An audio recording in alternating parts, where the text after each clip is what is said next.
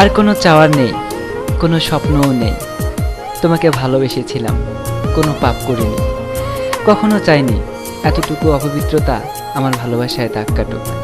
আমার সমস্ত আস্থার বিশ্বাস থেকে তা রক্ষা করেছি, যার ফলাফল তুমি হারিয়ে গেলে।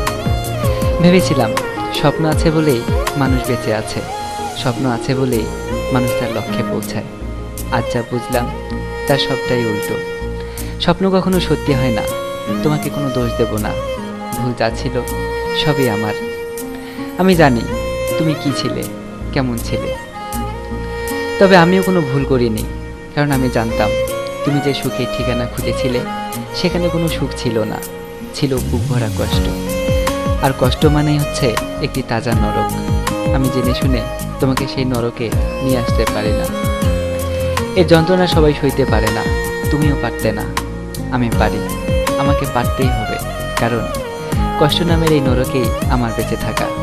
কষ্ট সে যত বড় নরকই হোক না কেন, এর পরিধি, এর গতিবিধি এবং আচরণ আমি সব বুঝতে পারি। আমি জানি তুমি এটাই বলবে, আমি ধোঁকাবাজ, বেঈমান। কষ্ট হলেও সয়ে নেব, কারণ এটা আমার প্রাপ্য। আবেগে গা ভাসিয়ে দেওয়া যায়, কিন্তু খুব বেশি ধরে রাখা যায় না। যখন মুখ থুবড়ে পড়ে যায় তখন নিজে থেকেই এর কষ্টটুকু অনুভব করা যায়। আর এটাই হচ্ছে সেই নিষ্ঠুর বাস্তবতা। তোমাকে বোঝাতে পারবো না এতটুকু অনুতাপে আজ আমি কতটা পুড়ছি, কতটা যন্ত্রণায় বুকের ভিতর ঝড় বইছে আমার। যে মনের আকাশে আর কোনো চাঁদ নেই, চাঁদের আলোও নেই। কতটা দুর্বিষহ সে জীবনের যন্ত্রণা কেউ বোঝে না, কাউকে বোঝানোও যায় না। যা একটি মানুষের পক্ষে সয়ে যাওয়া নিতান্তই কষ্টের। মাঝে মাঝে মনে হয় আমি হয়তো মানুষই নই, একটি যন্ত্রের পুতুল মাত্র, যাকে মানুষ রোবট বলে। আমি এরকমই একটি রোবট, যে আমাকে চালায়, আমি তার হুকুমের গোলাম মাত্র। আমি কষ্ট পেলেও তার কিছু যায় আসে না, কারণ সে জানে রোবটের নিচে বলে কোনো কিছুই নেই। কিন্তু এটাই সত্যি, আমিও রক্ত মাংসে গড়া একটি মানুষ। আমার একটি মন আছে, কষ্ট পেলে কাটার জন্য দুটি চোখও আছে।